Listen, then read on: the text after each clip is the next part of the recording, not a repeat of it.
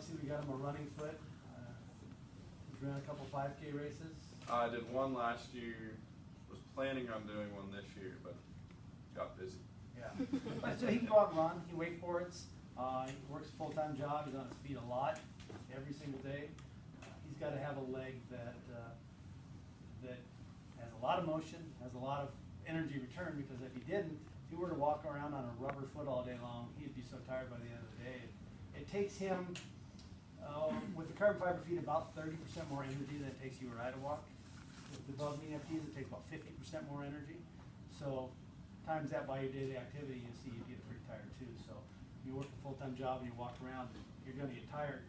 The foot he has on the running foot is not made for walking. It's what, 2 inches taller than his normal leg would be, but he has to have that for the compression.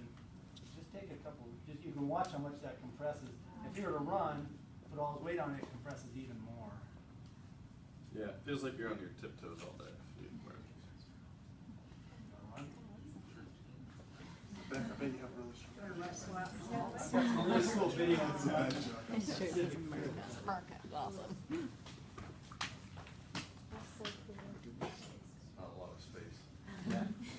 Yeah, and running on a prosthesis, you do have to have room to run. It's hard to either get going or hard to stop. So if you've ever seen the guy in the Olympics, you know, usually his starts weren't as fast, and then when he ended, he had to finish the race out. It took him quite a while to slow himself down. Yeah. Same with Tom. It's tough. He wakeboards, but he wakeboards in this.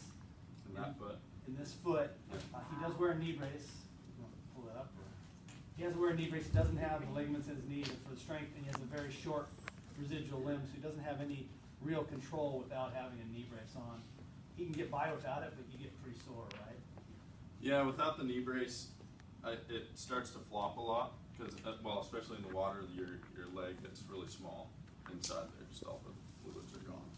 So, and once that happens, then this takes a lot of pressure back here because there's nothing really holding it from going forward like that. So then I'll get sores back there. You always have to watch for sores and rub spots. We're constantly adjusting different legs because of that. You know, like I said, their size change, their shape change, their activity changes, and they get a sore spot. You know, you imagine if you get a sore spot on your shoes, you want to take your shoes off, but you can probably walk without your shoes on. It's kind of hard for Tom to walk without his prosthesis on, so he's got to have something. And it does come to that where he's out of his leg for weeks at a time sometimes. Takes like 2 weeks for, it's usually an ingrown hair that happens. So then about 2 weeks before that'll heal. And ingrown hairs on some people form real easily because of the pressure. He's got so much pressure in his socket. It's so tight, and then he does the activities he does, it gets even tighter. He has socks in there, and it presses, and it will cause ingrown hairs or just plain blisters too. Very painful. Yeah. So I'm gonna put the other one on just so we get Sure. I bring my knee brace because I figured. Enough. Is that knee brace holding on better with that? This one? Yeah. Oh, it stayed on the last time I went out. So. Do you drive either? Do you drive cars? Yeah. I don't drive a manual. I can. I've had an above knee amputee, a left sided above knee amputee drive. Oh, that? Oh, And he sure. just had to push on his knee every time he wanted to shift, and he had both hands out the wheel at that point. Wow. It was, Oh my goodness. It'd be tough with ice cream on my